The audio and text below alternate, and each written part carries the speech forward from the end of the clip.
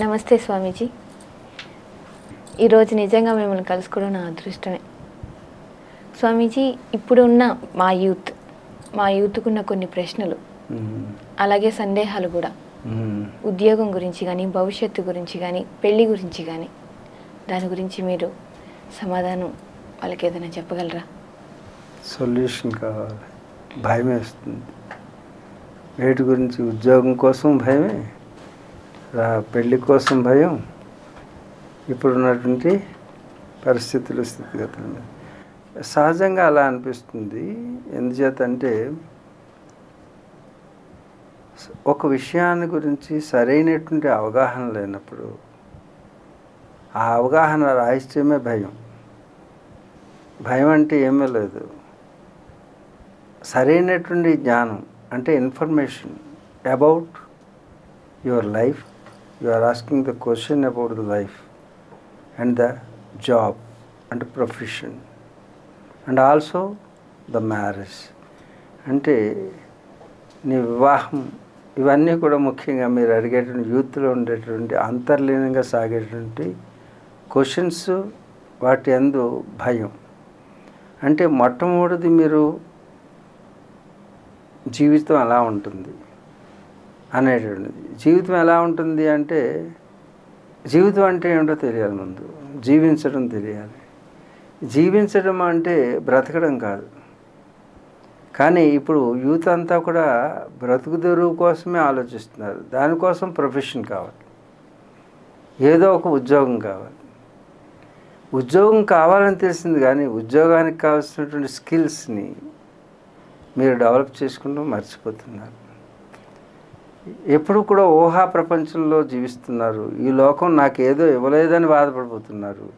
కానీ ఈ లోకం నుంచి నువ్వు పొందినది ఈ శరీరం, ఒక యువత స్థాయికి ఈ శరీరాన్ని నీకు పెంచి పోషించింది. ఈ శరీరాన్ని నీకు అందించింది. ఈ శరీరాన్ని ఒక సాధనంగా చేసుకుని ధనం సంపాదించాలి. అంచేత it is an instrument to do miracles in your life. But there is no information. Right information is not there. Try to improve your skills first. Otherwise, you will be killed. Skill and kill. అందుకు skills develop చేసుకోవాలి. Skills develop చేయాలంటే దానికి తగినటువంటి information కావాలి. అంటే బ్రతకడం కాదు, జీవించడం నేర్చుకోవాలి. జీవించడం, బ్రతకడం అంటే ఏంటి? ఏ సమయానికి ఏదో నీలో వచ్చినట్టు ఎమోషన్ ఏదైతుందో ఆ ఎమోషన్ ఫుల్ఫిల్ చేసుకోవడానికి చూస్తున్నారు యువత. వాడికి కారు ఉంది, నాకు కారు లేదు. వాడికి బైక్ ఉంది, నాకు బైక్ లేదు. వాడికి మంచి బట్టలు వేసుకున్నాను, నేను మంచి బట్టలు. ఇవన్నీ కూడా బ్రతుకు తెరువుకు సంబంధించినవి, జీవించడానికి సంబంధించినవి కాదు. బ్రతకడానికి ఇవన్నీ అవసరమే, కానీ అనవసరాలను అవసరాలుగా భావించేటటువంటి భావోద్రేకానికి గురి జీవితాన్ని సర్వనాశనం చేసుకుంటున్నారు. అందుకు భయం వేస్తుంది. మీ జీవితంలో ప్రతి క్షణం మీరు అప్రమత్తులై ఉండడం, that is consciousness. You should pay the attention on the moment of your life. Then it will gives the good life and progressive life for you. కాబట్టి జీవితాన్ని మీరు సమర్థవంతంగా, ఆనందంగా పండగ చేసుకోవాలనుకుంటే ఒక్క క్షణాన్ని కూడా దండగ చేయకండి. ఎప్పుడు కూడా కాన్షియస్గా ఉండండి. ఎమోషన్స్కి గురి కాకండి, ప్రమోషన్కి గురికండి. ప్రమోషన్ కావాలంటే ఎమోషన్ గురి కాకూడదు. కాబట్టి ప్రతి యువత భవిత మీదే. భారతదేశంలో ఉన్న ప్రతి యువత సనాతన సాంప్రదాయం తెలుసుకుంటే ఏ భయం ఉండదు. అందుకే మోక్షోహి చేతో విమలం సమ్యజ్ఞాన విబోధితం అని అంటారు. అంటే మీకు సరైనటువంటి జ్ఞానం ఉంది, కానీ సరైన జ్ఞానం లేదు. ఏంటి? జ్ఞానం ఉంటే బ్రతుకు, సరైన జ్ఞానం ఉంటే జీవించడం వస్తుంది. అందుకు సనాతన ధర్మం గురించి పెద్దల్ని కలవండి. ఇప్పుడు చూడండి, ప్రపంచ యువత అంతా కూడా సనాతన ధర్మం వైపు వస్తుంది ఇప్పుడు. ఎందుకంటే ప్రపంచంలో ఉన్నటువంటి 193 దేశాలు రిజిస్టర్ అయినటువంటి యుఎన్ఓలో, వాటిలో దాదాపు 35 నుంచి 65 దేశాలకి అధినేతలుగా, రాజకీయవేత్తలుగా, మినిస్టర్స్గా 65 మంది దాదాపు అన్ని దేశాలను పరిపాలిస్తున్నది భారత యువత, భారత సంతతికి సంబంధించిన వాళ్ళు. కాబట్టి యువత ఎక్కడ భయపడాల్సింది లేదు. మీరు సనాతన ధర్మం అంటే ఏమిటో తెలుసుకోండి. సనాతన ధర్మం సర్వ విషయాల యొక్క సమగ్రమైనటువంటి జ్ఞానాన్ని మీకు అందిస్తుంది. అటువంటి జ్ఞానం ఎవరి దగ్గర ఉంటుందో అక్కడ షాడో ఉండదు. జ్ఞానం అనే దీపం వెలిగిందనుకోండి, అక్కడ చీకటి ఉండదు. చీకటి ఎక్కడ ఉంటుందో అక్కడ భయం ఉంటుంది. చీకటి అంటే అజ్ఞానం, lack of information about your life and profession and also the life partner.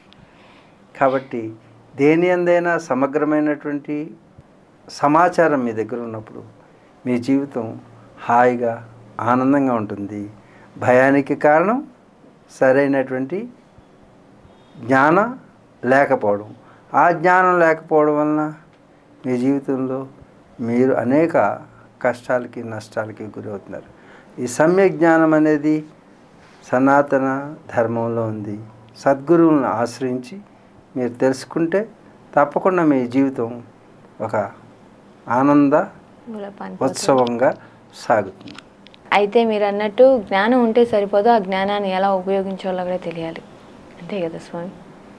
And ఇంకొకటి, ఇప్పుడున్న యూత్లు కూడా ఎక్కువగా మైండ్లో పెట్టేసుకుంటున్నారు ఆ విషయం. చనిపోయిన వాళ్ళు మళ్ళీ ఆత్మలా తిరుగుతారా, లేకుంటే నిజంగానే వెళ్ళిపోతారా? మీరు అన్నారు కదా, ఆత్మ అనేది మనం బట్టలు ఎలా వదిలేసి వేరే బట్టలు వేసుకుంటామో అలాగే మనం చనిపోయినాక ఆత్మ వెళ్ళిపోతుంది, వేరే బాడీని చూసుకుంటుంది అన్నట్టు. కానీ చాలామందికి చనిపోయిన వాళ్ళు కళ్ళలో కనిపిస్తారు. ఒక్కోసారి ఆలోచించినా కనిపిస్తారు, ఆలోచించకపోయినా కనిపిస్తారు. ఎందుకంటారు? ఇప్పుడు నువ్వు అడిగే ప్రశ్న, చనిపోయిన తర్వాత నా కళ్ళలోకి వచ్చి కనపడుతుంటారు అంటారు. అంటే ఒకటి, ఈ శరీరం అనేది ఒక గ్యాడ్జెట్ అమ్మ, ఒక కంప్యూటర్ అనుకో. దీంట్లో సాఫ్ట్వేర్ అంటే నీ మెమరీలో ఏది రికార్డ్ చేసావో అది మానిటర్ మీద ప్లే అవుతుంది. నువ్వు పదే పదే ఆ విషయాన్ని తలుచుకుంటున్నావు కాబట్టి ఇట్ బికమ్ ఏ డ్రీమ్. అంటే నీకు సబ్కాన్షియస్లోకి వెళ్ళిన తర్వాత శరీరం స్విచ్ ఆఫ్ అవుతుంది, కానీ లోపల సాఫ్ట్వేర్ రన్ అవుతుంటుంది. Monitor was not playing, but still నీ మెమరీలో ఉన్నటువంటి ఫోటోలో వీడియో అది రన్ అవుతూనే ఉంటుంది లోపల, కానీ మానిటర్ మీద ప్లే అవ్వట్లేదు. అలాగే నీ మానిటర్ని షట్ డౌన్ చేసినప్పటికీ కూడా లోపల సాఫ్ట్వేర్లో రన్ అవుతున్నది ఏదో అది నీకు తెలుస్తుంది అనమాట. అసలు కొంతమంది ఆలోచించినా ఆలోచించరు, అయినా సరే వాళ్ళు కనిపిస్తారు. ఎలా అనుకుంటున్నావు? నువ్వు ఆలోచించట్లేదు అని ఎలా అనుకుంటావు? ఆలోచించకుండా ఎలా? It's not possible. అంటే నువ్వు లోపల ఆ మెమరీలో ఉంటుంది. అలాగే అవతల వాళ్ళు, అంటే ఏ గ్యాడ్జెట్ ఏదైతే ఈ శరీరాన్ని వదిలి వెళ్ళిపోయినటువంటి చనిపోయిన వాళ్ళు ఉన్నారో వాళ్ళు ఆత్మలుగా ఉంటారు. ఆత్మలుగా ఉండడం అంటే అది జీవాత్మ అంటారు. దాంట్లో సాఫ్ట్వేర్ లోడ్ అయి ఉంటుంది, నీతో సంబంధం దాంట్లోనే ఉంటుంది. ఆ సంబంధం ఉన్నటువంటి ఆ సాఫ్ట్వేరు అది సిగ్నల్స్ పంపిస్తుంటుంది వైఫై లాగా. అప్పుడు కూడా నీలో ఇది ఏర్పడవచ్చు. చనిపోయిన తర్వాత కూడా వర్క్ చేస్తుంటుంది. దాన్నే మనం ఏమంటాం? ప్రేతాత్మ అంటుంటారు. ఇందుకు ముదిరితే అది దెయ్యం అంటారు, భూతం అంటారు, పిశాచం అంటారు, కాశ్మోరా అంటారు. ఇవన్నీ ఉన్నాయి. కాబట్టి ఇదంతా కూడా ఒక పెద్ద సబ్జెక్టు. ఆఫ్టర్ డెత్ అనేటటువంటి సబ్జెక్టులో మనం మాట్లాడుకుందాం. ఇప్పుడు దేవుడు ఉంటే దెయ్యం ఉంటుంది. దెయ్యం అంటే ఏమీ కాదు, శరీరం విడిచిన తర్వాత లోపల నుంచి వెళ్ళేటటువంటి జీవాత్మ అనేటటువంటిది ఏదైతే ఉందో అది ఫిజికల్ బాడీని వదిలేసి ఈ యొక్క సూక్ష్మ శరీరం ధారణ చేస్తుంది. అంటే గాలిలో గాలి అయి ఉంటుంది, అందుకే గాలి పడింది అంటుంటారు. అంటే గాలిలాగా వెళ్ళిపోతుంది. ఇప్పుడు చూడు, శ్వాస అలా వెళ్ళింది, ఎక్కడికి వెళ్ళింది? నీలోంచి కనపడంలా, కానీ వెళ్ళింది కదా. అలాగే అంటే ఒక స్పర్శ ద్వారా అనుభవం వస్తుంది. అలాగే గాలి, నీ ఆత్మలు కూడా తిరుగుతున్నప్పుడు అప్పుడప్పుడు ఆ స్పర్శ అనుభవం వస్తుంటుంది అనమాట. స్పర్శ అంటే లైట్ గాలి తగిలితే ఎలా ఉంటుందో అలాంటి. అయితే ఆత్మలు ఉన్నాయి, పరమాత్మలు ఉన్నాయి, నువ్వు ఉన్నావు. నువ్వే ఉన్నట్టే అవి ఉంటాయి. వీటికి ఒక ప్రత్యేకమైనటువంటి ఉపనిషత్ ప్రమాణికంగానే మనం మాట్లాడుకోవచ్చు. ఎప్పుడైనా మీకు చిన్నపిల్లలు కాబట్టి మీకు అంత అవసరం లేదు, వీటికి సంబంధించింది ఉన్నవి. మీరు కళ్ళలో వచ్చేటటువంటి వాటిని మీరు రీకాల్ చేయకుండా ఉంటే కట్ అయిపోతుంది. రిసీవర్ లేకపోతే అర్థమైందా? రిలీవర్ ఏం చేసినా సరే రిసీవర్ లేకపోతే అది అవదు. మీ మీ యాంటీనా బాగోలేదు అనుకోండి, ఏ స్టేషన్ మీ లోపలికి మీ టీవీ మీదకి రాదు. మీరు రిసీవ్ చేసుకోకపోతే మీ యాంగిల్ అటువైపు చూస్తుంది అనుకోండి, డిష్ తప్పకుండా అది రిసీవ్ చేసుకుంటుంది. It become a dream or విజువల్లో కూడా రావచ్చు, ఒకసారి అనుభవంలోకి రావచ్చు. ఫిజికల్గా అంటే ఎదురుగా వచ్చేవి కానీ అనుభవంలోకి వస్తుంటాయి, అలాగా కనపడినట్టుగా అలాంటి భావనలోకి వస్తుంటుంది అంతే. తెల్లవారుజామున వచ్చిన కళలు నిజం అవుతాయంటారే, చెడ్డ కళలు కూడా నిజం అంటే అది